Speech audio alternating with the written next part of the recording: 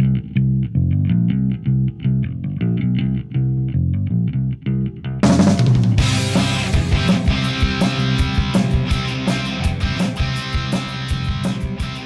morning, good evening, or good afternoon, and welcome to Across the Pitch Offseason Short. My name is Phil Kennedy, and I'm joined by my co-host Tony Robinson.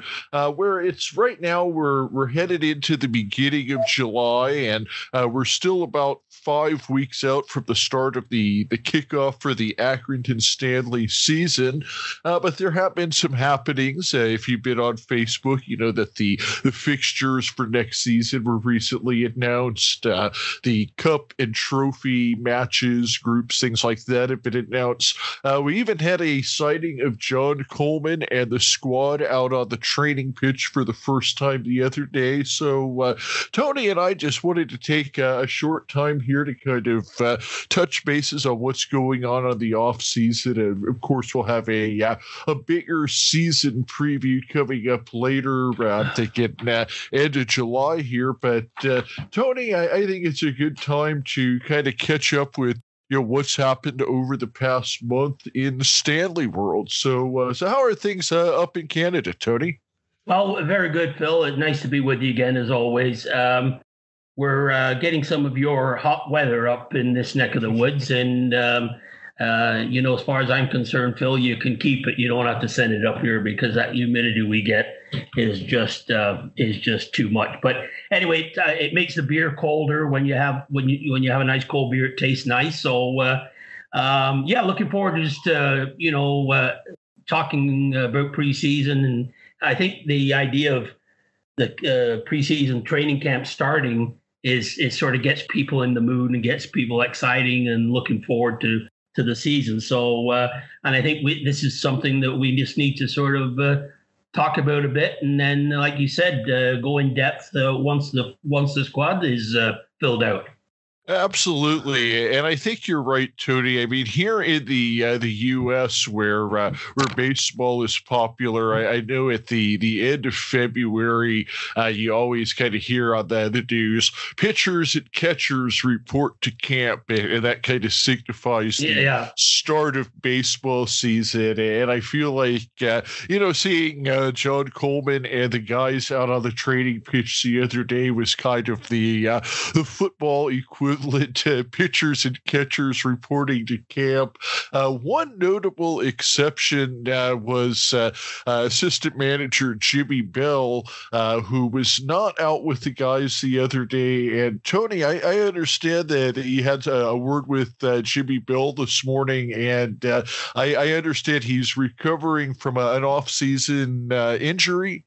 Yeah, he had a knee replacement, and that may be something related back to his playing days, which is sort of not uncommon when you get older as a retired football player. And he's on the mend. He said he's doing well, and I think we'll see him back on the sidelines fairly quickly. But I suppose with the getting surgery, he was at the mercy of the doctors as far as timing is concerned. Anyway, apparently everything went well, and he's looking forward to the season. He mentioned that the squad is looking good. They're hoping for a couple more players to come in, and that's why I think really it's sort of hard to sort of do any predictions, because the squad's is not filled out, and we haven't got the loan players in, and I think that's something that is going to be coming out next month, and something to look forward to. Yeah, absolutely, and definitely want to wish a speedy recovery to Jimmy Bell. And I do, I think I recall when we had him on the show here a little over a year ago, I think I do recall him saying something about needing the knee replacement back then. So the good news is it's the off season, and we should see him, back in full practice form here soon. And one thing that you mentioned, Tony, is some signings coming up, and it has been confirmed to me that there will be more signings. I don't have any information other than that there will be some more signings. A couple of quick farewells that we did want to mention. I had a couple of notable players who have moved on. Nathan Baxter, who of course was the lone keeper who came over from Chelsea last season. It was announced that he was taken with Hull City on loan in the championship, so he's moved up another tier. So congratulations to Nathan. We wish him luck on that. Paul Smith, he's a guy who's been with Stanley twice, and after he had been released by Queen's Park Rangers, there was some speculation that he could return to Stanley. He ended up signing with Leyton Orient. My understanding is he just wanted to play a little closer to home in London. So once again, wishing all of the best of success to Paul Smith and Nathan Baxter, who were both a big part of last season's squad. Yeah, I think with Paul, I think it's probably a good move for him, closer to home, and sort of rebuild. I'll say rebuild, but sort of kickstart his career again. And I mean, he'll get a starting position in Leyton Orient, and I think that's going to be good for him and his career. And the same for Nathan, because I think we mentioned this previously, that part of his progression is to get some experience in the championship, and that's what he's done with Hull. He's going to get. I think he's going to see lots of action in the net for Hull moving up into the championship. But that's going to be a real test for him, because after next year in the championship, like we said, I think it's highly likely that he'll be challenging for a starting position in Chelsea the year after next. Absolutely. I mean, to me, Nathan Baxter is just a guy with an unlimited ceiling. I mean, we saw what he was capable of last season, and I look forward to seeing what he could do in the championship this year. And, who knows what the future may bring. But kind of turning things back to Accrington Stanley, I would say the lead story, if you will, has to be the release of the fixtures list. Tony, we all saw you anxiously awaiting the release on Facebook the other day, and John Coleman, he has gone on record as saying that there are some cracking matches this year, and it looks like Stanley is going to be starting off with Wickham, who is a team that we're familiar with. But what fixtures most caught your eye when that list came out the other day, Tony? Well, when you mention Wickham, I think we should just add that the EFL did come up with a backup plan, if you will, for another fixture schedule, which includes Derby County in League One. They're investigating some of their finances for the past few years. I don't think there'll be any changes in it, and I think Wickham will stay in. But if they give them a 2-point deduction, that means Wickham will go back in the championship, and Derby County will come down and just take their place, I assume, in the fixture list. But when you look at the list, I think it's to start the season, I think it's a good fixture list, in the sense that it gives the team. There's not. I want to say big clubs, but it's a decent start to the season. If you look at the list with Wickham, Cambridge, who came up from League Two, then Doncaster, who struggled in the last part of last season. You got Crewe, MK Dons, Shrewsbury, and then I think the first big fixture is Sunderland away in September. But I think if you're John Coleman, you've got to look at that beginning of the fixture list and go in there with very optimistic feelings that you can get off to a decent start if they, with a full healthy squad. I think that's a good fixture list to start. And another thing that people always look at is the local derbies. Where you got Wigan, Morecambe has moved up, so they're close by, and Bolton are back in there. So you've got Bolton, Morecambe, Fleetwood, and Wigan, all local Lancashire teams that will, with fans coming back in to some degree, you'll see some good rivalries there. And I think that's always. I know Stanley and Morecambe have a good rivalry, and that will be nice to see that. Nice to see that renewed. And then there's the Christmas holiday season is always something that people look at. And you've got Rotherham, who the championship team dropped down. They're in the Wham Stadium on Boxing Day. So that'll be a good fixture. I think if there's full crowds there, that should be a sellout because Rotherham not far away, South Yorkshire. I think that will be a good one. Sunderland comes into the Wham on the 15th of January. It'll be a cold day, but it'll still be a good crowd. And I think it's a decent layout of the fixtures. I think there's some good, obviously some good fixtures when you look at later in the season. You got Portsmouth and Charlton back to back. So hopefully by the time they get to those tough fixtures, that Stanley will be in good shape in the league. Yeah, absolutely. And I think the one that you mentioned earlier was Morecambe. And I know with Accrington Stanley, because Stanley has kind of moved up through the division so quickly in recent years that there hasn't been a lot of rivalries per se for him. But I think Morecambe is one of those teams that, really is considered kind of a rival of Stanley. Like you said, they're not too far off in Lancashire. And, they certainly had their battles in League Two. One that you didn't mention, and this doesn't come up until November 20th that they make their first trip to the Wham Stadium, but one of the unique things about League One is I think every couple of years there's a team that drops down into League One and you're just kind of like, wow, I didn't expect that team in League One. And, of course, a few years back it was Sunderland and, Portsmouth's probably in that conversation and, Ipswich maybe in that conversation. But this year, to me, that team is Sheffield Wednesday. I mean, which is just a large club, a historic club. I've spent quite a few years in the Premier League. So they were a founding member of the Premier League too, Phil.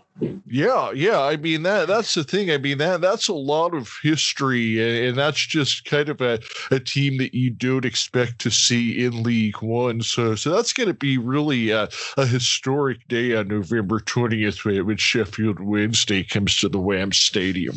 I wonder if this is a season, Phil, that people will sort of get used to former Premier League teams coming to the Wham Stadium. When I say that, I mean when it first happened, when they got into League One and a team was coming in, that Portsmouth, it was a big deal, and we were just happy to be there, and the former Premier League team coming in. I mean, that happens now on a regular basis. I'm wondering if this is a season where it's not the one of the first things that you mention when you're talking about a team coming in. I think for Sheffield Wednesday it will, because it's their first trip, but I don't think that will happen now with Sunderland, Portsmouth, Ipswich, Charlton Athletic. I think Accrington Stanley now is, I think we're feeling that, we're an established League One team and we're not overawed by the fact that it's a former Premier League team coming in. Yeah, I think you make a good point where a lot of it has to do with just, that first visit is such a big deal. And, I still get excited about it when I see that a big team is coming into the Wham Stadium for the first time. Because, of course, that, knock on wood, if we're at full capacity this year means, away fans and a good crowd sipping on that Aki ale, hopefully for $1, washing away their sorrows after the match. But Tony, let's take a look here. There was also some cup schedules that were announced, and one that it kind of caught my eye is another one of those rivalry sort of teams of Stanley, where for the I think it's called the Papa John's Trophy now, that Barrow AFC ended up in our group. So those will be some fun matches. But Tony, what I wanted to ask you is, there's several cup and trophy tournaments that Stanley is in. Which ones do you get excited about, and which ones do you not get so excited about? Well, I think if you look at the history, they've sort of had a tough run in the League Cup, and they play in August. They play Rotherham. Now that's going to be a good test to see where Stanley are at to start the season. Rotherham dropping down, and we don't know much about their squad at the moment. But that's one fixture that I'm looking forward to. And if you can get past that one, then I think it's a good indication of where the team is at. And obviously, then we'll have to see what happens with the FA Cup. I think that always has a special place for me, is the FA Cup, because of some of the historic matches that Stanley have played in and have really contributed to their future. So that's something I'm looking forward to, because I think that'd be great if they could get into the third, fourth round and play a big squad, a championship or a Premier League squad at the WEM. I think the fans deserve that. But the one I think that the one they can have success and that they have in the past is the Papa Johns.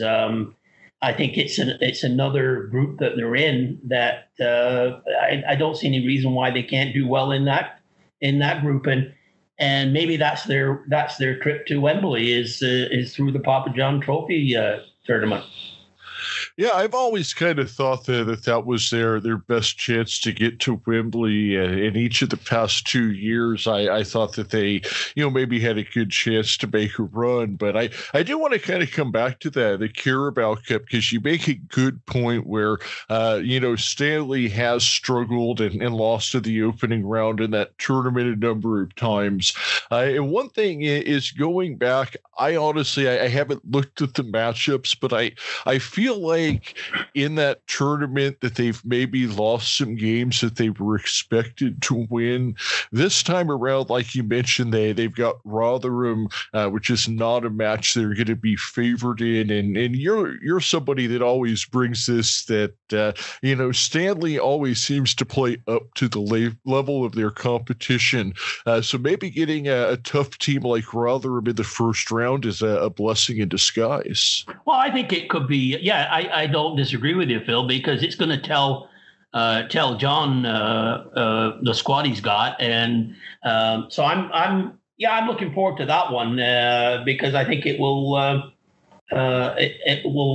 give us a indication of where if improvements are needed or the strengths of the team, and see how, because I think Rotherham are going to come. Well, it's hard to say, as I say, but you expect a championship team to come down and be very competitive in League One.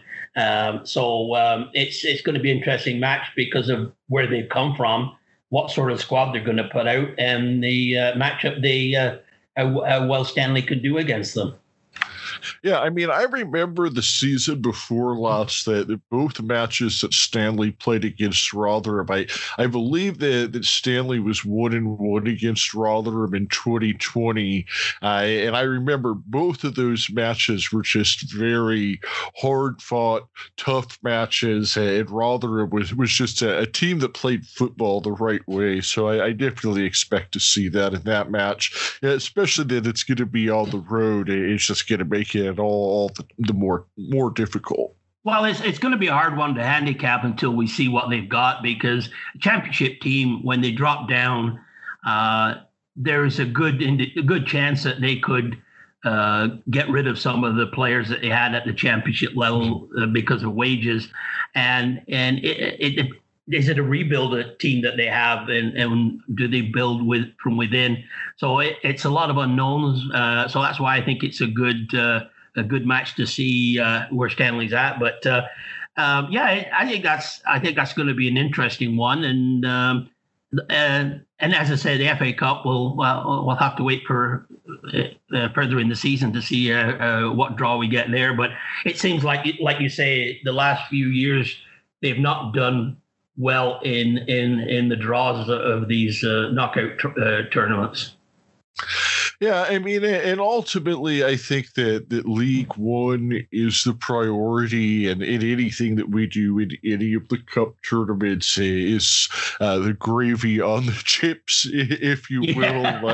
Yeah. And I especially, I mean, I think that John Coleman, in the past, he's always kind of talked about the importance of staying up in League One, and I feel like that this season is really the season where the priority is shifted, and things are less about staying up and now looking more towards, okay, can we get into the playoffs?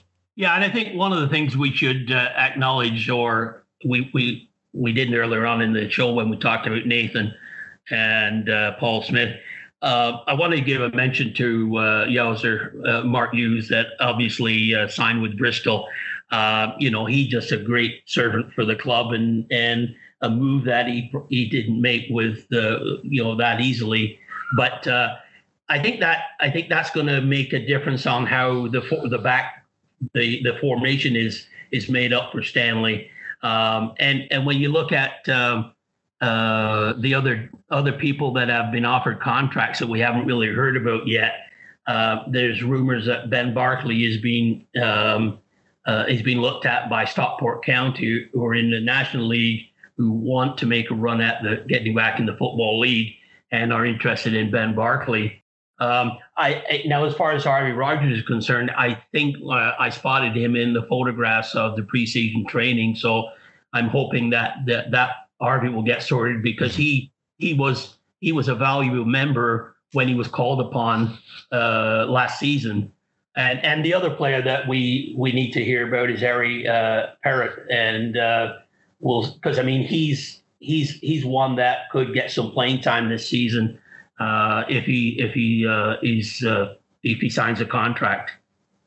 Yeah, absolutely. And kind of going back to Yosser, I mean, he's certainly a guy that deserves a mention on his own with his departing club, because I mean, he's a guy who I believe has given 5 years to the club, and he was an intricate part of the League Two championship promotion team, and he was just one of those guys that was just an anchor on the back line for so many years. You knew that John Coleman was just going to write him into the lineup card, and he was going to be a productive and effective player. And I think that we've seen that he's a guy that really at that center half role is a guy that not only is solid in playing his own position, but makes the other players around him better. One thing I would say is that Yasser is a guy who struggled with injuries the past few years.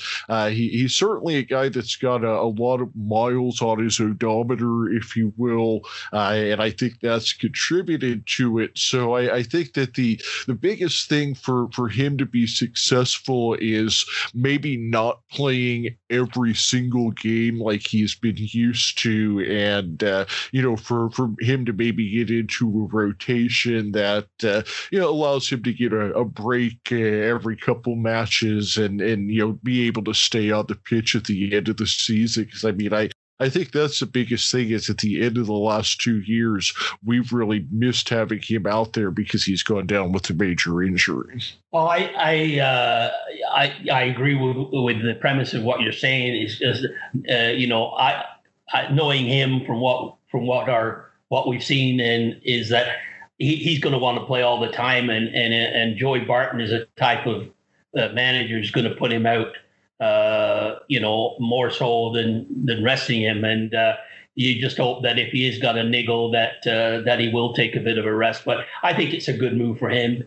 League Two he's going to be able to reassert himself, and I think he's going to be a valuable asset to the Rovers, Bristol Rovers team.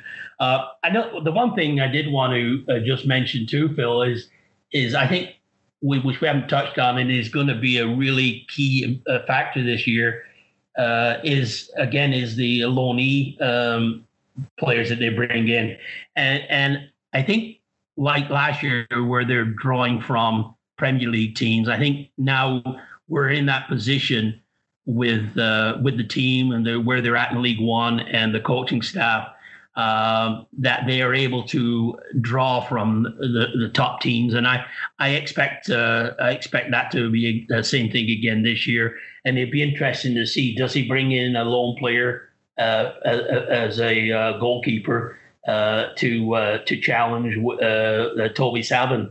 And is he going to bring in somebody for a midfield or striker that way? But I think they're going to be key factors in it, and it's hard to sort of predict because we don't know who's coming in. But all we can hope is that it's going to be somebody from a top Premier League team. Yeah, I mean, I think a team with Stanley's finances is always going to ultimately have to rely on some loan players. And I think at the end of the day, what loan players we're able to bring in and how effective they are will probably be what makes the difference between if we get into the playoffs or not. Yeah, and I think this year, I think it's this weekend, they're playing at Clitheroe, which is close by to Accrington, and Clitheroe are further down in the non-league pyramid. But I think it's going to be the first match for a while where fans are going to be able to go in and watch. And I would expect that you'll see as far as capacity, if there's a capacity limits, I expect that to be met as far as fans going in, because they are selling tickets to Stanley fans. So I would expect this weekend we'll see fans back at a football match, and I think the players will feed off of that. And I think it's going to be a special occasion. First match of the preseason, and fans there. I think it's going to be if you're there, it's going to be a good time. Couldn't have said it better, Tony. Well, that was all that I had for today. Was there anything else that you had before we wrap up? No, I think we've just sort of brought things up to date as for where we're at, and I'm looking forward to when the team gets their signings finalized, bring the loan players in, and then you, me, and Darren can sit down over a nice pint and just sort of pick our starting lineup, and then just sort of touch on who we're going to be the big clubs in League One this season, who we're going to be challenging for promotion playoffs, who we may expect to be in the bottom grouping. And I don't think I'm not necessarily a team by team breakdown, but it's just sort of where we expect who do we expect to be in the top 6 or 7 or 8 clubs. And hopefully we can say Stanley's one of them. Absolutely, and I'm looking forward to that. And I think that's when all the pieces to the puzzle get in place in terms of loan signings and things like that, and we have a better idea of the squad. We'll definitely do an in-depth review and have Darren Woodhit join us for that. The only other quick announcement that I had is regarding the Accrington Stanley trading cards. Have had some requests for people wanting to be able to purchase individual cards of their favorite players. So there's going to be cards are going to be listed where you can purchase, instead of just the complete set, you'll be able to purchase more cards of a specific player. Keep posted to the Across the Pitch Facebook and Twitter, and I'll post out those links as soon as those are available. And this is a big week too for Darren because of his book release, which is planned for July the 2nd, I believe, at the Market Hall shop for the Supporters Club. And I know he's busy getting things prepared. He had a couple of hiccups in getting the book sorted and with the printers, and they've resolved that, and everything's on track. And we wish Darren all the best. And if you haven't got your order in and you're in the Accrington area on Friday, drop by, buy a book and get a signature and enjoy the read. This is Wednesday that we're recording. Thursday will be when it will be coming out. So it'll be tomorrow, Friday, that Darren's book, My Football Life, will be out. And I'm really looking forward to getting a hold of my copy of that. And like Tony said, if you're in the Accrington area, be sure to stop by the market shop, pick up a copy of Darren's book, and get it hand signed by the famous Across the Pitch co-host and club and historian. I don't know if he's the official club historian. If not, he should be. But sure, yeah, he's the Across the Pitch official club historian. Absolutely. Yeah.